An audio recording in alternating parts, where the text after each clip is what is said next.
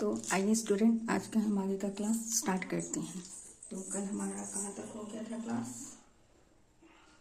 6 number तक का syllabus introduction हो गया था। तो क्या था हमारा 6 नंबर का? रेखा एवं कोण। रेखा एवं कोण, ठीक है। तो इसके बारे में हम लोग कल जान लिए थे। एंड आज का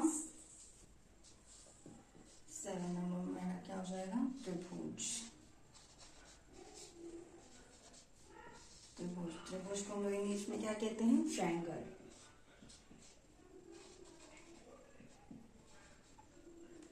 ट्रायंगल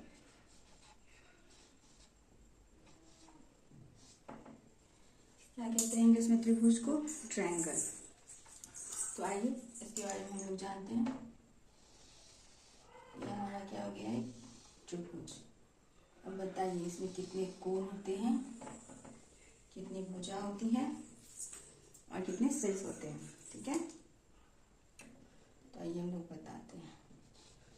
पहले इसका नाम रखें, भुज ए बी सी, ठीक है। अब बताइए इसमें कितने कोण होते हैं? त्रिभुज में कितने कोण होते हैं, कितनी भुजा होती है और कितने सिर्स होते हैं? सिर्स होते हैं। तो त्रिभुज में 3 कोण होते हैं, ठीक है। कोण ए, कोण बी और कोण सी, ठीक है। और त्रिभुज में भुजा भी हमारा 3 ही हो जाएगा। भुजा हमारा कितना हो जाएगा? 3 हो जाएगा। A B, B C, A B, B C, एक ए सी हो जाएगा, ठीक है। तो अब हम लोग शीर्ष के बारे में जानेंगे। शीर्ष कितने होते हैं त्रिभुज में? तो हमारा शीर्ष भी 3 हो जाएगा। ए बी और सी, ठीक है। तो यही हमारा त्रिभुज का इंट्रोडक्शन हो गया। एंड हम लोग अब आगे हमारा क्या हो जाएगा? 1 नंबर क्या है? चतुर्भुज। अब हम लोग किसके बारे में पढ़ेंगे? चतुर्भुज के बारे में पढ़ेंगे। चतुर्भुज। तो चतुर्भुज को इंग्लिश में क्या कहते हैं? क्वाड्रिलेटरल।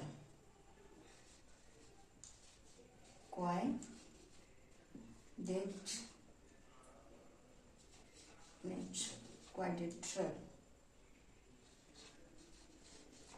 क्या कहते हैं? चतुर्भुज को इंग्लिश में क्वाड्रिलेटरल। आइए हम चतुर्भुज बनाते हैं।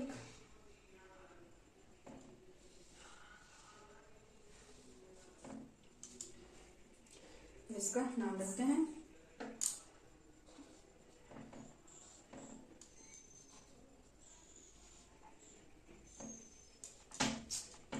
सॉरी गाइस, गलत हो गया। अब चतुर्भुज में कितने कोण होते हैं, कितने सिर्स होते हैं और कितनी भुजा होती है, ठीक है। तो इसके बारे में जानते हैं। चलिए देखिए, कोण, भुजा, सिर्स।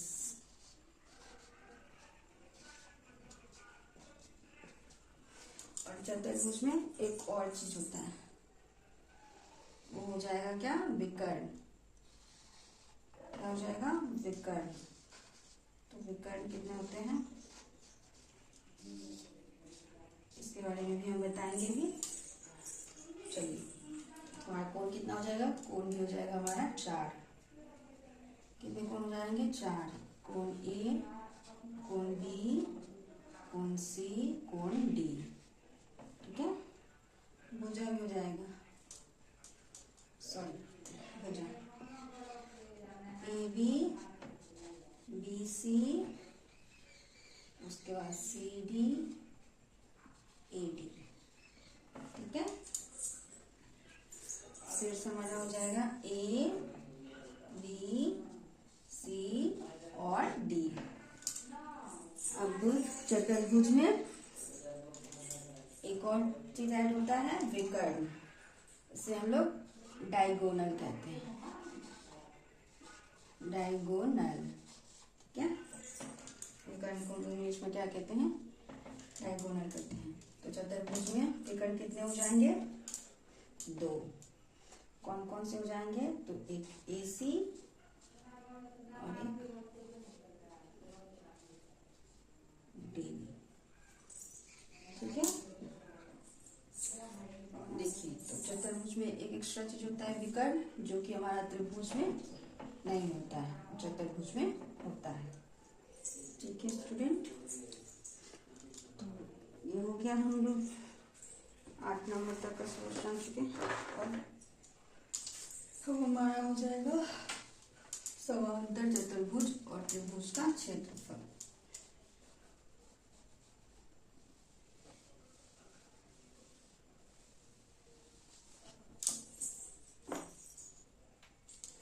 क्या हो जाएगा, 9 नंबर समांतर चतुर्भुज,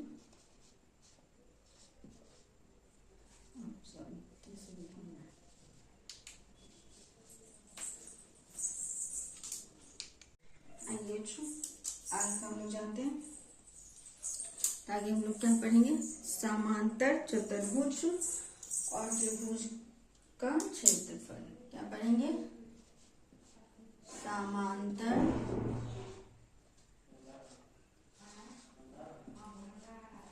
चतुर्भुज और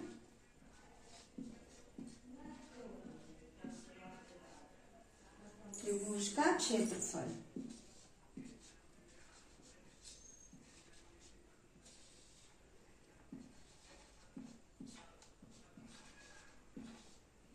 क्षेत्रफल,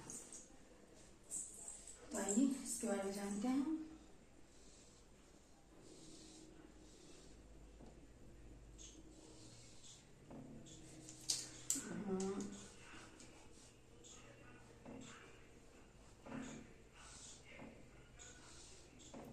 ये हमारा बन गया समांतर चतुर्भुज।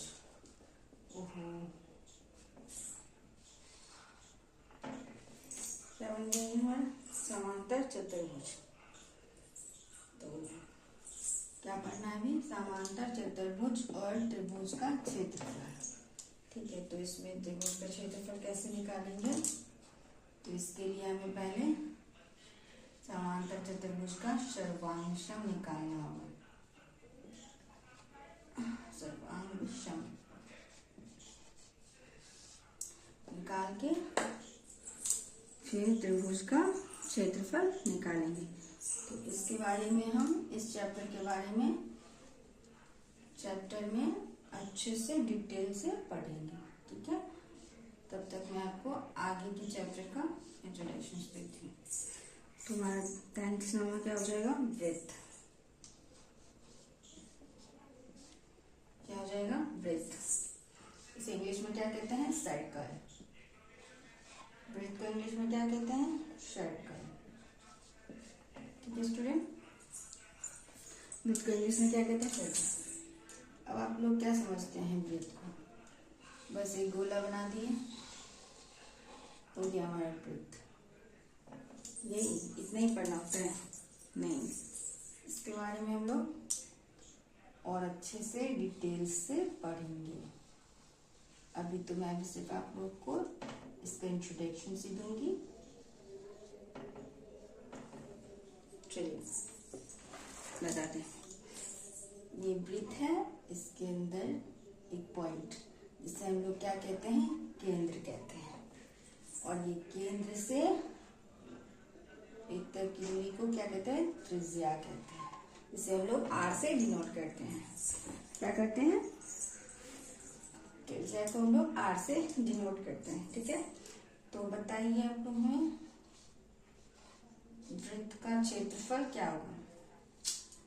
ओहो, वृत्त का क्षेत्रफल इक्वल्स टू और वृत्त का परिमाप क्या हो जाएगा, वृत्त का परिमाप। तो बताइए क्या होगा, हमारा वृत्त का क्षेत्रफल हो जाएगा पाई आर स्क्वायर, ठीक है, और वृत्त का परिमाप हो जाएगा 2 पाई आर।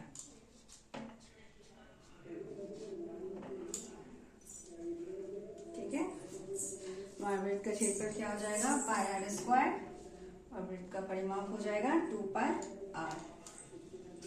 ओके, तो अब हम आगे की ओर बढ़ते हैं। नेक्स्ट चैप्टर हमारा हो जाएगा रचनाएं।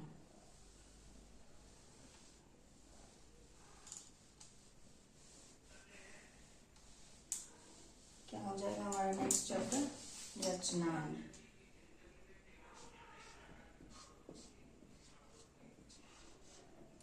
रचनाएं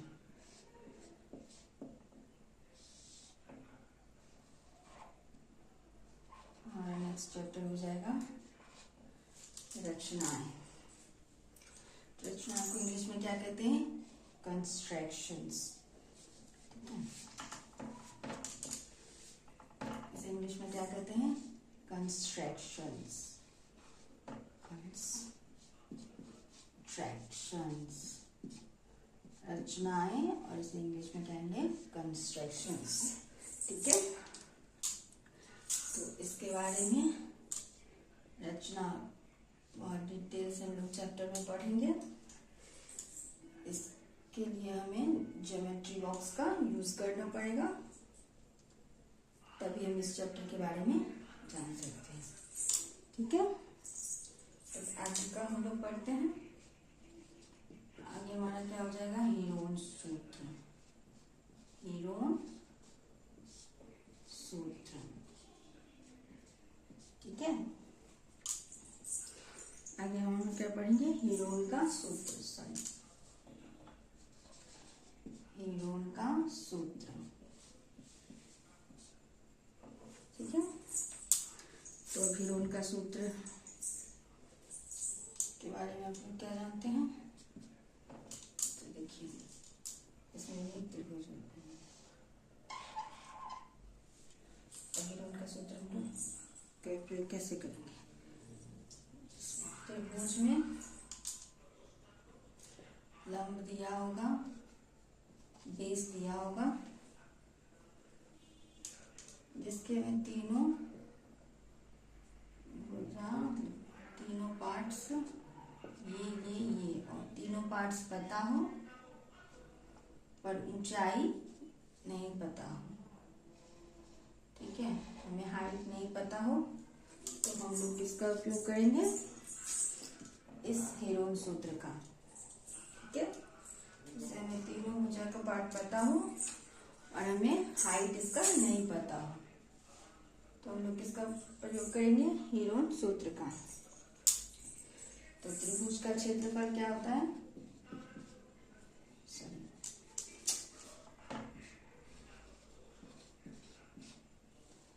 त्रिभुज का क्षेत्रफल हो जाएगा equals to 1/2 L into H, so L into H DV into H, ये हो जाएगा, ठीक है। तो जब हमें त्रिभुज का हाइट नहीं पता होगा तो हम हीरोन सूत्र का प्रयोग करेंगे, ठीक है स्टूडेंट। अब आगे हम लोग क्या करेंगे, पृष्ठीय क्षेत्रफल और आयतन, क्या पढ़ेंगे आगे, पृष्ठीय क्षेत्रफल और आयतन, पृष्ठीय क्षेत्रफल और आयतन,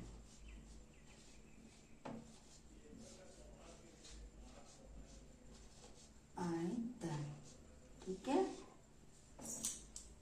इसमें हमें क्या क्या पढ़ना है, पृष्ठीय क्षेत्रफल और आयतन में शंकु,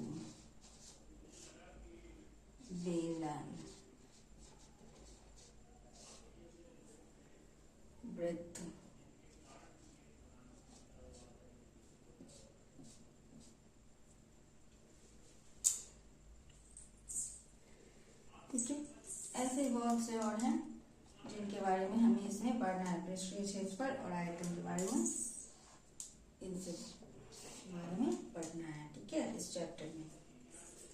तो इसका भी हो गया। तो हम लोग आगे का देखते हैं। आगे का चैप्टर हमारा क्या था? सांख्यिकी। सांख्यिकी क्या है हमारा आगे का चैप्टर? 14। सांख्यिकी,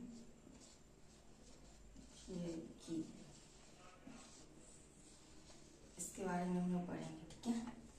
सांख्यिकी, इसमें हम लोग डाटा के बारे में जानेंगे। डाटा, ठीक है। तो हमारा डाटा क्या हो जाता है? 2 प्रकार का होता है।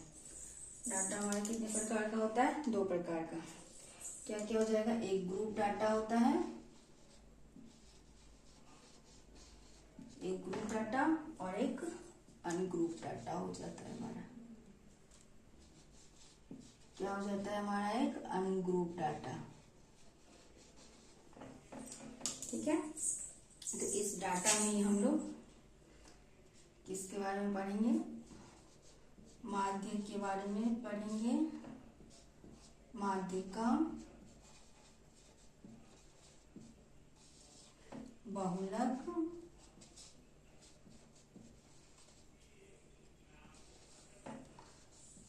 परिसर,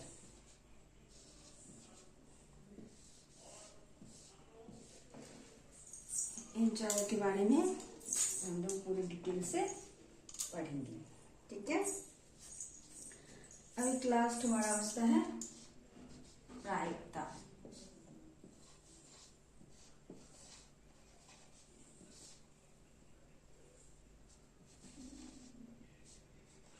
प्रायिकता, इसे हम लोग इंग्लिश में क्या कहते हैं? प्रोबेबिलिटी।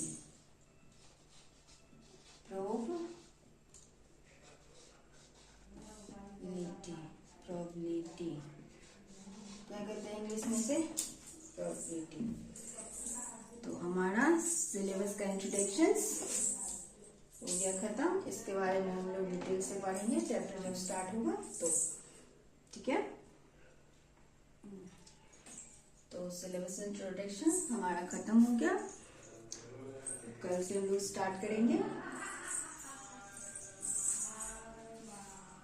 चैप्टर वाइज पढ़ना। तो हमारा फर्स्ट चैप्टर क्या था? नंबर सिस्टम, जिसके बारे में हम लोग फुल डिटेल से पढ़ेंगे, ठीक है। Okay, bye.